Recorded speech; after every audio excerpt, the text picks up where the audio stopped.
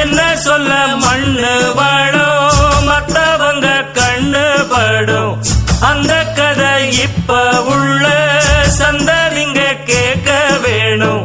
நம்முயிர்க்கு மேலே மானமறியாத மான இழந்தா